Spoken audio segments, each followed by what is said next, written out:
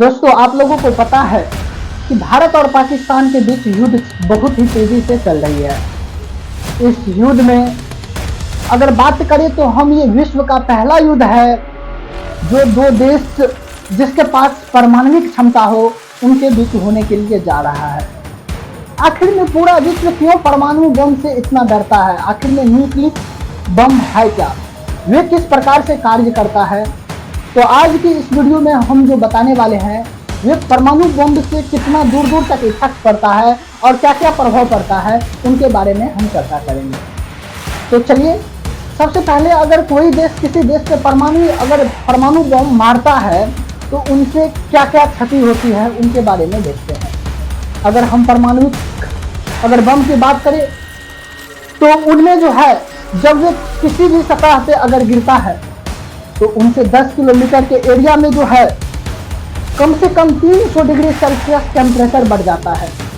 अगर नॉर्मल तौर पे अगर हम बात करें तो किसी भी व्यक्ति पे अगर 100 डिग्री सेल्सियस टेम्परेचर भी अगर पानी फेंक दिया जाए तो उस व्यक्ति की मृत्यु हो जाती है। अगर कहाँ तक अगर हम बात करें तो परमाणविक बम का जो है 300 डिग्री सेल्सियस तापमान हो जाता है। उसके बाद अगर मात्रक की बात करें तो एक्सरे का मात्रक होता है रोंटेंगन, और किसी भी मनुष्य का अगर एक्सरे करता है तो वे कितना तक एक्सरे होता है तो 4 से 5 या 6 रोंटेंगन से ही एक्सरे होता है। लेकिन जब परमाणविक हमला होता है उनमें अगर हम एक्सरे की बात करें तो ये 250 से 300 के बीच में आ जाती है, और पूरी एरिया में एक्सरे की मात्रा 250 से 300 रोंटेंगन हो जाता है। इसके बाद अगर हम लोग बात करें तो उसमें गामा रेज की, तो गामा रेज भी 20 किलोमीटर के एरिया में फैल जाता है। कहाँ तक कि अगर हम लोग परमाणविक हमला की अगर बात करें तो परमाणविक हमला में आखिर में क्या होता है, तो सबसे पहले 300 डिग्री सेल्सियस टेम्परेचर बढ़ जाएगा 10 किलोमीटर के एरिया में। जो भी व्यक्ति जहाँ पर भी रहेगा वो शून्य की मात्राओं में वाष्प बन के तुरंत ही उड़ जाएगा। उसके बाद 20 किलोमीटर के एरिया में एक्सरे फैल जाएगा।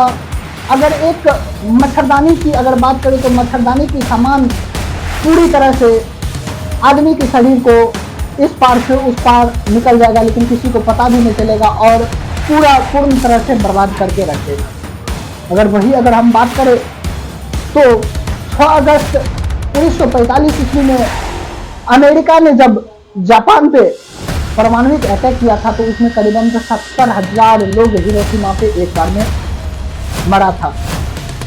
अगर हम बात करें तो ये करीबन जो है इनका प्रभाव 3000 साल तक देखा जाता है, और इनसे अगर बचने की अगर कोई भी सोर्सेस हो तो इनके ऊपर पोटासियम हाइड्रेट का छिड़काव किया जाता है।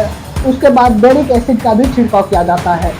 लेकिन बेरिक एसिड छिड़कते समय अगर पायलट अगर पूरी अपनी सुरक्षा के साथ न जाए तो उन पायलट की मृत्यु हो जाती है, और जो उनके इर्द गिर्द जाता है तो उनकी भी मृत्यु हो जाती है। अगर परमाणविक अटैक का अगर हम वायु प्रभाव देखें तो इनमें एक ऐसी विषानक गैस पाई जाती है जो अगर सुबह कोई व्यक्ति अगर 6 बजे अगर उस गैस के चपेट में आता है तो वे शाम को वे व्यक्ति 12 घंटा के अंदर उनकी मृत्यु हो जाती है। अगर हम उस वायु की अगर बात करें तो जिस टाइम पर परमाणु अटैक हुआ है उस समय में ये मायने रखता है जो हवा किस दिशा में चल रही है।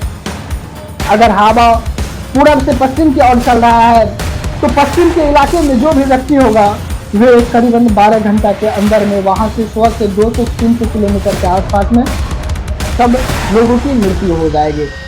यही कारण है कि आज पूरी विश्व परमाणु हमलों से डरता है, और कोई ये नहीं चाहता है कि न्यूक्लियर बम की जरूरत पड़े, और पूरे विश्व में यही डर बना हुआ है। अगर आज हम इस युद्ध का बात करें तो ये एक ऐसा युद्ध निर्णायक हो रहा है जिसमें कि दोनों देश के पास परमाणु बम है। अगर पाकिस्तान की भी बात करें तो उनके पास भी है जो पूरे भारत को मारने की क्षमता रखी हुई है। अगर भारत की बात करें तो भारत भी पूरे पाकिस्तान को मारने की क्षमता रखी हुई है।